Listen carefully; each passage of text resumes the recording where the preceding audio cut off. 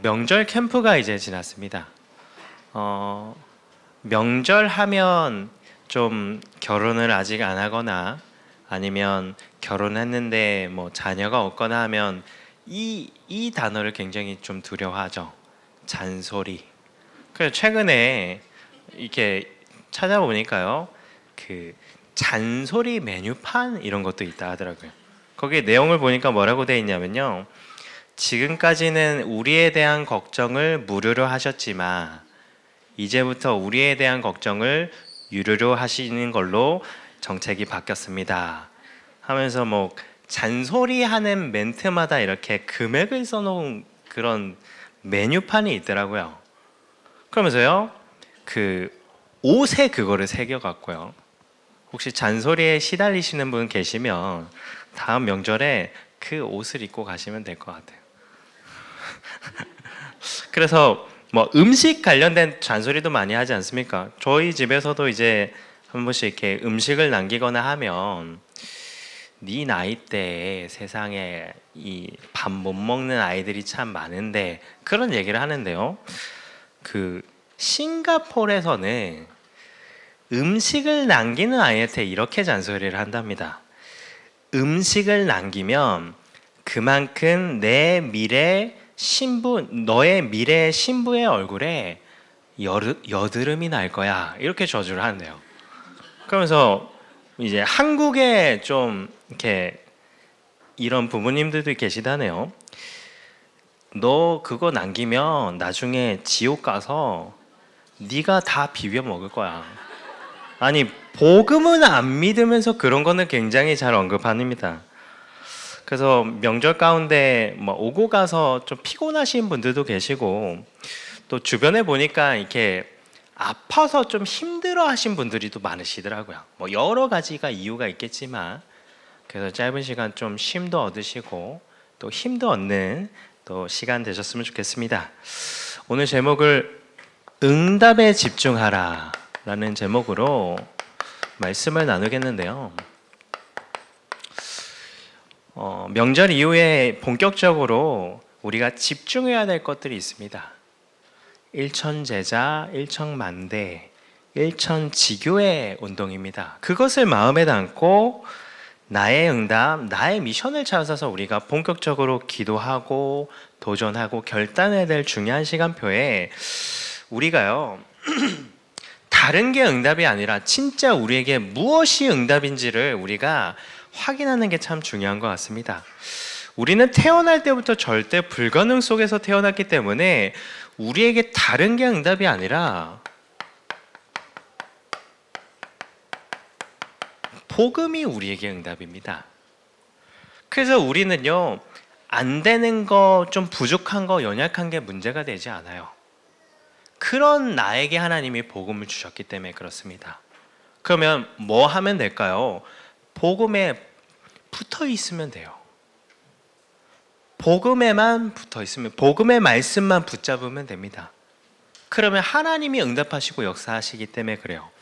제가 최근에 그거를 좀 확인했던 게, 그 마가복음 7장에 보면 수르보니게 출신 헬라인 여인이 귀신 들린 딸을 치유해 주길 요청하지 않습니까? 근데 예수님이 뭐라고 하시냐면, 자녀로 먼저 배불리 먹게 할지니 자녀의 떡을 취하여 개들에게 던짐이 마땅하지 아니하리라, 이렇게 말씀하세요. 근데 이 여인이 뭐라고 해요? 그 말도 맞지만 상 아래 개들도 아이들이 먹던 부스러기를 먹나이다 해서 결국 치유를 받지 않습니까? 그 우리가 어디를 가거나 하면 뭐 이렇게 주변에 뭐 동물들이 이렇게 이 먹는데 이렇게 와서 기웃기웃 거리잖아요. 근데 저희 집에도 동물은 아닌데 한 생명체가 이렇게 저랑 저희 아내랑 이렇게 첫째랑 밥을 먹으면요, 저기서 놀다가 이렇게 슬금슬금 와요. 그래서 이렇게 섭니다. 그래서 뭘 보냐면 뭐 하나 떨어지나 봐요. 근데 아직 먹으면 안 되는 게 많잖아요. 근데 한 번씩 보니까 자기가 먹으면 안 될, 아직 먹으면 안 될 시간표인데 먹는 것들이 있더라고요. 그걸 보면서 아, 그래, 내 수준에 무슨 응답을 받나. 근데 복음에만 붙어 있으면 뭐 하나씩 떨어지는 거 주워 먹으면 되겠구나. 그래서 많은 것들을 체험하는 걸 제가 보면서 절대 그것도 빼앗기지 않더라고요. 그래서 우리는요, 복음에만 붙어 있으면 됩니다. 우리 마음과 생각을 사단이 빼앗아도 복음만 붙잡으면 돼요. 그러면 살기 때문에 그렇습니다. 그래서 우리에게 있어서 과거는요, 우연이 아니라 어쩌면 당연한 과거입니다. 그 과거가 없었다면 우리는 지금 복음 앞에 서 있을 수 없을 수 있거든요. 그런 부분을 과거는 하나님이 우리에게 허락하신 참 축복이기도 합니다. 그러면 과거 때 우리의 과거를 돌아보면요, 우리는 뺏긴 상태로 태어납니다. 하나님의 형상으로 창조됐지만 그 하나님의 형상을 다 빼앗긴 채로 태어나요. 하나님의 형상, 생기, 에덴의 축복을 모두 빼앗긴 것입니다. 그러면 그 결과가요, 뭔가 모르게 잡힌 채로 살아갑니다. 그래서 영적으로 잡히기도 하고 정신적으로 잡히기도 하고 육신적으로 잡혀서 살아갑니다. 그러니까 자유롭지 못하고 뭔가에 묶여서 살아가는 거예요. 그래서 사단이 그런 부분을 우리를 올가매죠. 그래서 이런 부분에 있어서 그러면 누가 이거를 하느냐가 참 중요하잖아요. 마태복음 12장 29절에 보면 결국에는 사람이 먼저 강한 자를 결박하지 않고서야 어떻게 그 강한 자의 집에 들어가 그 세간을 강탈하겠느냐. 세간의 의미가 사전적인 의미로 집안의 살림살이에 사용되는 온갖 물건들이라고 표현되어 있습니다. 그러면 우리의 삶을 강한 자가 붙잡고 있다는 거잖아요. 그러면 어떻게 붙잡고 있습니까? 최근에도 우리가 말씀을 통해 많이 확인했지만 고린도후서 10장 4절 5절에 견고한 진, 사단이 모든 이론을 무너뜨리며 하나님 아는 것을 대적하여 높아진 것, 그걸 가지고 우리의 삶을 올가매는 거예요. 그래서 제가 이번에 또 명절에도 그런 부분을 좀 확인했는데, 저희 처가 쪽에 이제 서울에 할머니가 계셔갖고 이제 한 번씩 이렇게 이번에도 이제 장인 장모님 모시고 올라갔거든요. 거기는요 술이에요, 술. 그러면 딱 가면요 밥 먹고 저는 술 먹는 것만 보다 옵니다. 그래서 제가 아 그래 기도해야겠다. 이 흐름을 끊어야 되겠다. 그래서 저번 명절부터 계속해서 기도했거든요. 예수 그리스도의 이름으로 이 가문을 붙잡고 있는 모든 흑암이 무너지게 해달라고. 근데요 이번에 갔는데 그 술 먹는 이게 분들의 수장이 그 할머니의 남동생이 근처 사세요. 그분이 오셔갖고 이걸 주도하시거든요. 이번에 안 오셨어요. 아, 그래 하나 응답하셨구나. 예수 이름이 술을 이겼구나. 그러고 나서 이렇게 지켜보는데 그 총 남자 형제가 4분이시거든요. 그러니까 저희 장인 어른이 셋째세요. 근데 첫째 큰아버지가 최근에 그 교통사고로 나셨다는 거예요. 그래서 한의원을 다니신대요. 그러면 술을 먹으면 안 되지 않습니까? 술을 잘 안 드시는 거예요. 그리고 그 밑에 큰아버지가 또 계시거든요. 근데 딱 술 먹으려고 하니까 그 어머니가 오셔갖고 술 먹으면 큰일 나요. 그러고 가시는 거예요.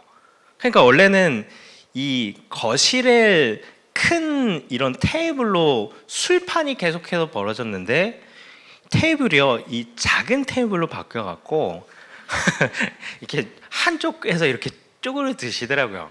제가 그거 보면서 아 그래 예수 이름으로 기도할 때 흑암이 무너지는구나. 그런 걸 좀 확인하게 됐거든요. 그래서 저번에는 아 내가 이 부분을 좀 집중해서 기도해야지 하고 왔는데 아 이번에 그걸 보면서 아 다음 명절까지 좀 기도 제목을 붙잡은 게 제일 그 큰 어머니가 저번에 이렇게 문득 제가 집에 가기 전에 자기도 캐나다 다닐 때 신앙생활 했다고 얘기하시더라고요. 근데 이번에 또 갔는데 뭐라고 하시냐면, 아니 내가 전철 타고 어딜 가는데 내가 똑같이 생긴 사람을 봤다. 그때 아는 체를 할까 하다가 안 했다. 이걸 표현하시는 거예요. 제가 가보지도 않은 전철을.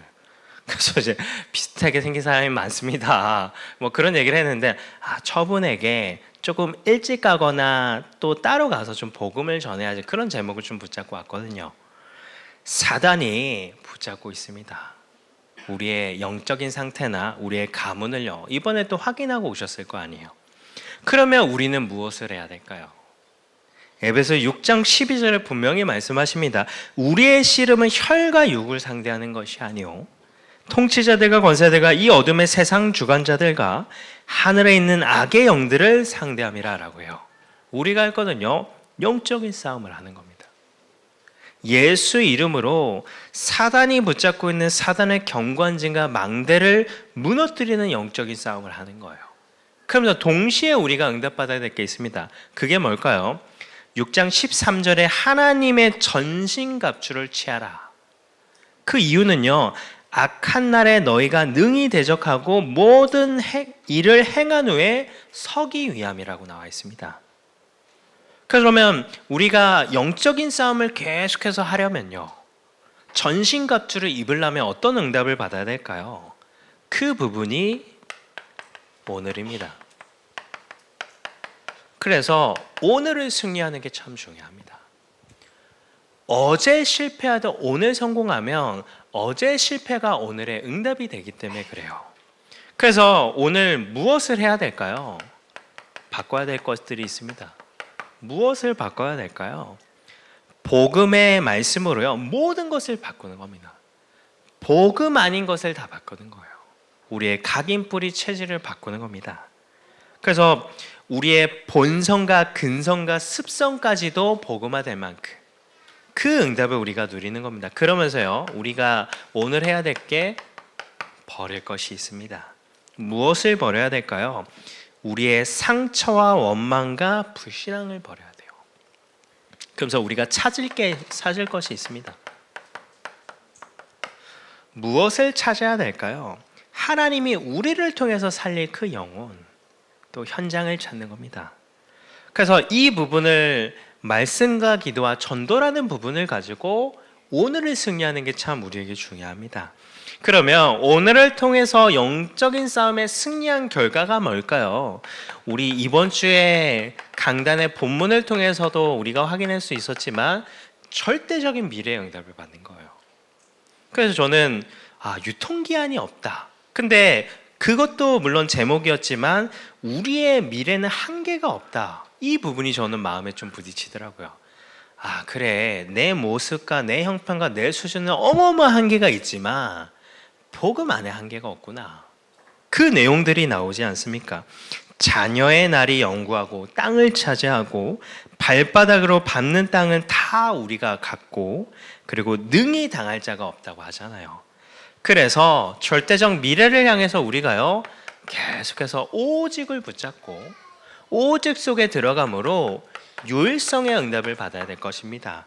그러면 우리를 통해서 우리가 살고 있는 지역, 우리의 나라, 이 시대가 재창조되는 응답을 하나님께서 주시겠죠. 그래서 다른 게 우리에게 응답이 아니라 복음이 응답임을 우리는 늘 놓치지 않아야 될 것입니다. 자, 그러면 하나님이 복음이 복음되게 하는 방법이 있어요. 그것을 참 놓치지 않는 게 중요하거든요. 응답의 포인트입니다. 이 포인트를, 하나님의 포인트를 놓치지 않는 게 참 중요한데요. 자, 그러면 하나님이 복음이 복음되게 하는 응답의 방법이 무엇일까요? 계속해서 강단을 통해서 우리가 확인한 것들입니다. 뭐가 응답의 방법일까요? 문제입니다. 위기입니다. 우리에게 있는 갈등이 응답의 방법입니다. 왜냐? 우리가 해결할 수 없는 문제가 와야, 우리가 감당할 수 없는 위기가 와야, 우리가 어떻게 할 수 없는 갈등이 올 때 우리는요, 이 응답 속에 들어가기 때문에 그래요. 그래서 고린도후서 1장 9절에도 표현하시죠. 말씀하시죠. 우리는 우리 자신이 사형 선고를 받은 줄 알았으니 이는 우리로 자기를 의지하지 말고 오직 죽은 자를 다시 살리시는 하나님만 의지하게 하심이라 라고 표현되어 있잖아요. 우리가 해결할 수 없는 문제와 위기와 갈등이 올 때 우리는요, 온전하게 하나님을 바라보기 때문에 그래요. 근데 사단이 이 부분을요, 굉장히 왜곡시킵니다. 사단의 포인트입니다. 이 응답을 통해서 하나님은 우리에게 복음이 복음되게 하시는데, 사단은요, 그것을요, 오해되게 해요. 변질되게 만듭니다. 그 방법이 뭐냐? 그리스도가 해결하신 문제인데 그거를요, 자꾸요, 육신적으로 해결하게 하는 거예요. 하나님 입장을 한번 생각해 보세요. 우리의 모든 문제를 십자가에서 해결하셨어요. 인간의 몸으로 오셔갖고. 그 증거로 죽으시고 부활하시지 않았습니까? 근데 사단은요, 그 문제를 가지고 예수 그리스도를 계속해서 사용하게 하는 거예요. 하나님, 이 문제 해결해 주세요. 이 문제가 왔습니다. 이 문제는 어떻게 합니까? 그 하나님 입장에서 얼마나 마음이 타실까요? 근데 사단은요, 그렇게 자꾸 변질시키는 거예요. 자, 그러면서요, 우리에게 위기가 옵니다. 그러면 어떤 부분을 가지고요, 하나님이 하실 게 아니라 두려움을 가지고 우리를 사로잡는 거예요. 그래서 디모데후서 1장 7절에 분명하게 말씀 나와 있습니다. 하나님이 우리에게 주신 것은 두려워하는 마음이 아니요 오직 능력과 사랑과 절제하는 마음이니, 두려움은 하나님이 주시는 마음이 아니거든요. 근데 사단이 위기가 왔을 때 우리에게 두려움을 틈을 타요. 그러니까 염려, 근심, 걱정할 수밖에 없죠. 자, 그러면서요, 갈등에 대해서요, 어떻게 해요? 인간적인 해소만 하게 합니다. 하나님이 우리에게 갈등을 주신 이유는 그거를 인간적으로 풀라고만 주신 게 아니잖아요. 거기에 대한 하나님의 분명한 뜻과 계획이 있지 않습니까? 그거는 보지 못하게 하는 거예요, 사단이요. 근데 분명한 거는 이거에 대한 하나님의 포인트입니다. 우리가 주목해야 되고 우리가 놓치지 말아야 될 부분입니다. 그러면 하나님은 문제를 통해서 우리에게 어떤 부분을 응답 주실까요? 복음에 대한 확신을 주시는 거예요. 어떤 확신이요? 요한복음 19장 30절에 우리의 문제를 예수 그리스도가 다 십자가에서 해결하셨다는 것에 대한 확신을 우리에게 심어주는 거예요. 문제를 통해서. 그리고 하나님이 우리와 함께 하시면서 우리의 주인이사 우리의 배경 되시는 것을 확신시켜주는 게 문제금. 근데 사단은요, 그걸 자꾸 왜곡시키는 거예요. 거기에 대한 확신이 있는 만큼 우리가 예수 이름을 가지고 문제를 해결해달라고 기도 안 할 거지 않습니까? 근데 사단은요, 그 포인트를 자꾸 왜곡시키는 거예요. 자, 그러면서요, 하나님은요, 위기를 허락하신 이유가 뭘까요? 우리에게 있어서 우리가 누구인지를 더 확립시켜주는 방법이거든요.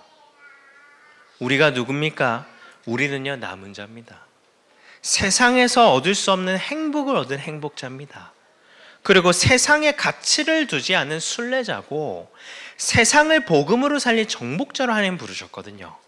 근데 그런 부분을 확립시켜주는 방법이 뭐예요? 위기예요. 한번 생각해 보세요. 우리 삶에 큰 문제가 있었잖아요. 때로는 많은 위기들이 있지 않았습니까? 근데 그 문제와 위기가 한 번도 우리를 무너뜨린 적은 없습니다. 근데 우리는요, 사단은요, 그거에 대해서만 몸부림치게 하는 거예요. 지나고 나면 하나님이 이 응답을 주셨는데, 자꾸 그 부분에 속게 만드는 겁니다. 자, 그러면서 하나님은 갈등을 통해서요, 우리에게 중요한 것들을 확인시켜 주십니다. 어떤 부분을요?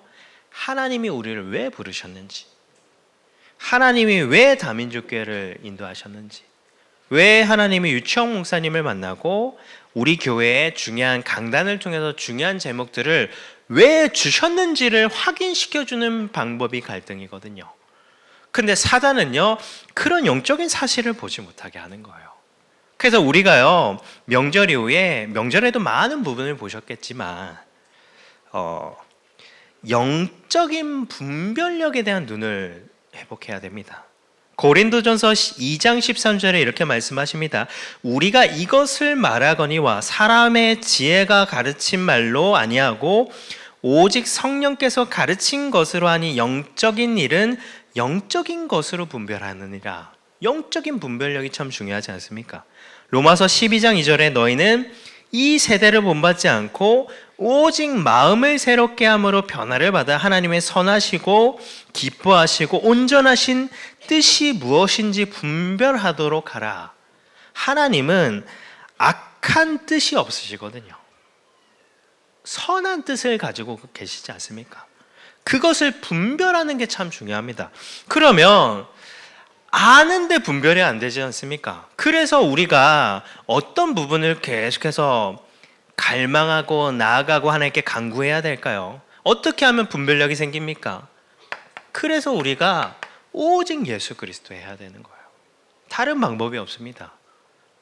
이유는요, 오늘 베드로가 대답하기 이전에 사람들이 인자를 누구를 하느냐, 더러는 세례요한, 더러는 엘리야, 어떤 이는 예레미야나 선지자 중에 하나라 하나이다. 우리에게 있어서 복음이 오직 되지 않은 부분들이 있잖아요. 그게 뭡니까? 우리도 모르게 인본주의, 신비주의, 박애주의, 그리고 우리도 모르게 종교적인 부분이 남아있잖아요. 최근에도 3부 때 계속해서 그 부분에 대해서 말씀이 나오지 않습니까? 그것은 무엇일까요? 복음이 이 복음이 아니라는 거예요. 진짜 복음이 뭐예요? 예수가 그리스도라는 것을 하나님이 우리에게 깨닫게 하길 원하시는 거지 않습니까? 그래서 갈라디아서 1장 8절을 우리가 좀 주목해 봐야 될 것입니다.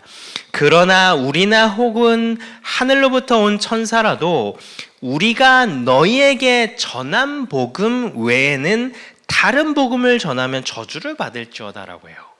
하나님이 우리에게 주신 복음, 하나님이 우리에게 누군가를 통해서 전하신 복음은 이 복음이 아니지 않습니까? 이 복음이지 않습니까? 그래서 이거에 대한 분별력이 되는 방법은요, 우리가 더 예수 그리스도에 오직 되는 거예요. 예수가 그리스도라는 것에 더 응답을 누리는 겁니다. 그래야지 이 사단의 전략이 보여지고 하나님의 뜻이 보이기 때문에 그렇습니다. 그래서 하나님이 우리에게 덤으로 주신 복음으로 우리의 각인 뿌리 체질이 이제는 오직 예수 그리스도에 오직 되는 축복을 모든 분들이 받으셨으면 좋겠습니다. 그래서 우리가요, 명절 이후에 오직이라는 것을 응답을 두고요, 계속해서 도전하고 결단을 해야 될 겁니다. 그래서 어떤 부분을 응답받아야 될까요? 결국에는 오직 되는 응답을요, 오직 될 수 있도록요,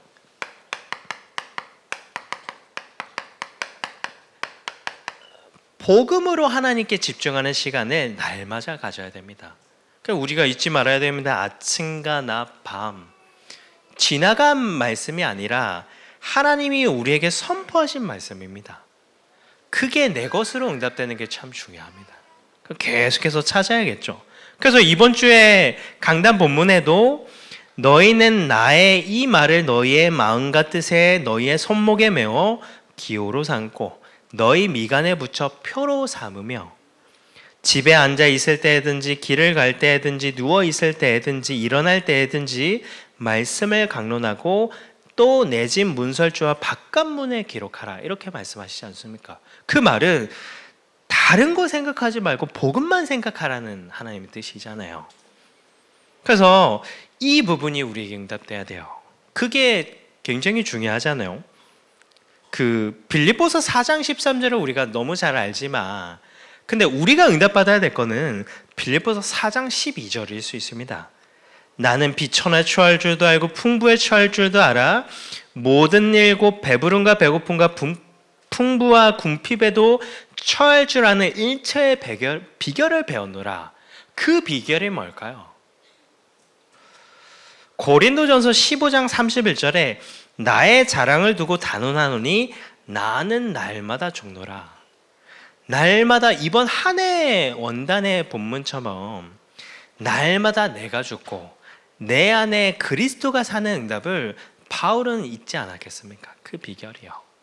그래서 그런 부분을 우리가 응답을 받을 수 있도록 도전하고 나아가는 부분이 참 필요한 시간표인 것 같습니다. 그러면 무엇을 중심으로 그 시간에 우리가 도전해야 될까요? 특별한 게 아니라요, 이 부분입니다.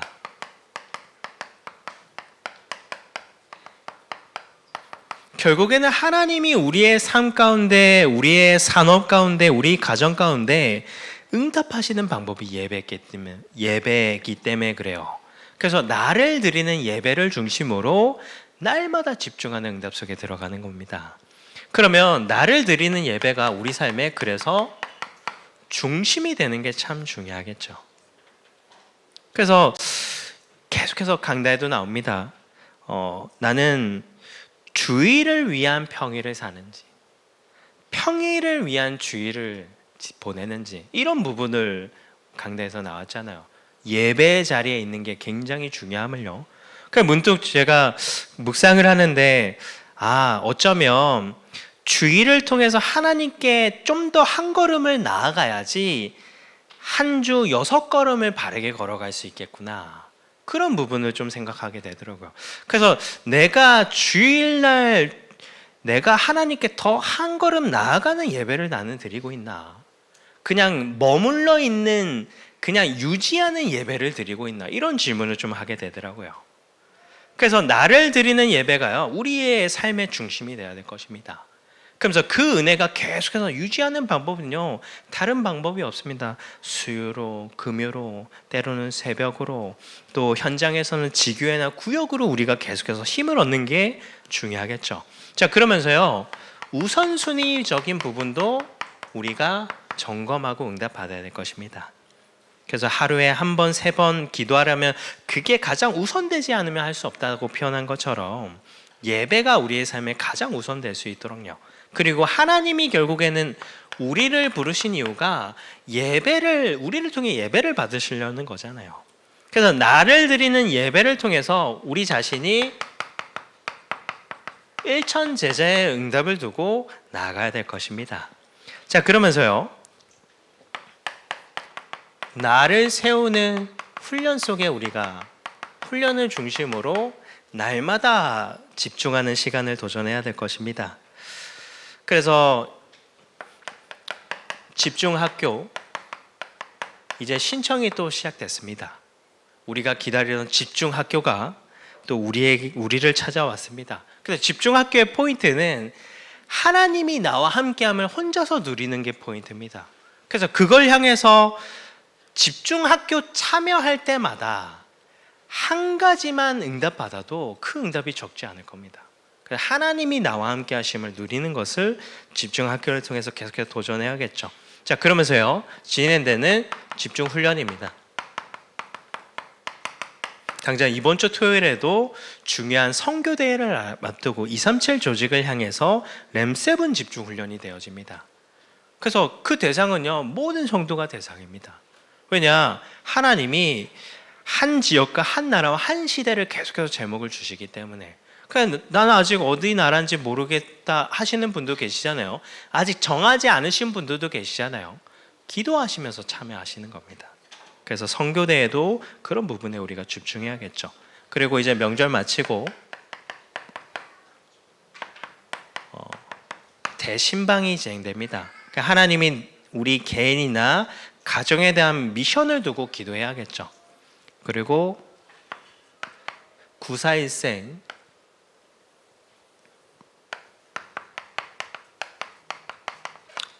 부활절 또 캠프도 진행됩니다. 3월부터 새벽 기도와 또 평일 구시기도, 그리고 29일 날 칸타타와 또 부활절 축구대, 또 부활절 예배 이렇게 진행됩니다. 우리가 기도를 지금부터 담음으로 결국에는요, 내 자신이 현장을 살릴 일천망대의 응답을 두고 계속해서 우리 자신을 세우는 훈련 속에 우리가 들어가는 게 참 중요합니다. 그리고 마지막으로 나를 보내는 헌신입니다.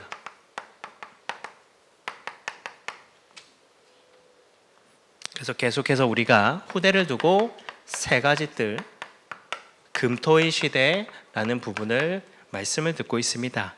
그래서 2024년에는 하나님이 구로 어린이집을 완공시키실 겁니다. 아멘이시죠?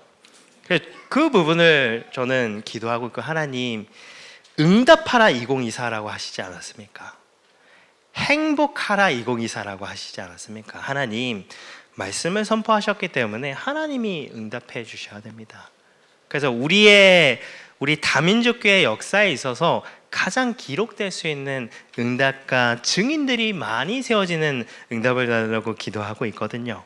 자, 그러면서요, 선교대회를 두고 우리가 선교라는 부분이 굉장히 가치 있는 헌신이잖아요.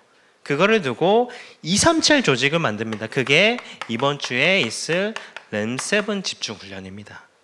그래서 모든 성도분들이 마음을 담고 참여하심으로 이제는 다가올 선교대회를 미리 응답받는 그런 축복을 누리시면 좋을 것 같습니다. 마지막으로 최근에 이런 좀 글을 읽었습니다. 일제 강점기 때 초등학교를 다녔는데 초등학생들도 신사참배를 해야 됐다고 해요. 그래서 신사참배를 하고 이제 천황을 향해서, 일본을 향해서 90도로 인사를 하게 했답니다, 학교에서. 근데 그거를 한 초등학생이 거부를 한 거예요. 그 결과가 뭐냐면 친구들에게 왕따 당하고 늘 선생님에 가서 매질을 당했대요. 그분이 이제 김상봉 목사님이라고 할렐루야 교회 이제 두 번째 담임 목사이고 지금은 원로 목사신데, 근데 이분이 그럴 수밖에 없었던 이유는요, 이분이 출석하고 자랐던 교회가 산정형교회입니다. 주기철 목사님이 순교하신 교회입니다.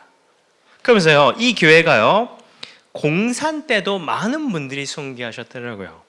김철훈 목사님, 방계선 목사님, 장일선 목사님, 백은숙 전도사님, 조만식 장로님, 김동원 장로님, 유계존 장로님, 양재현 장로님.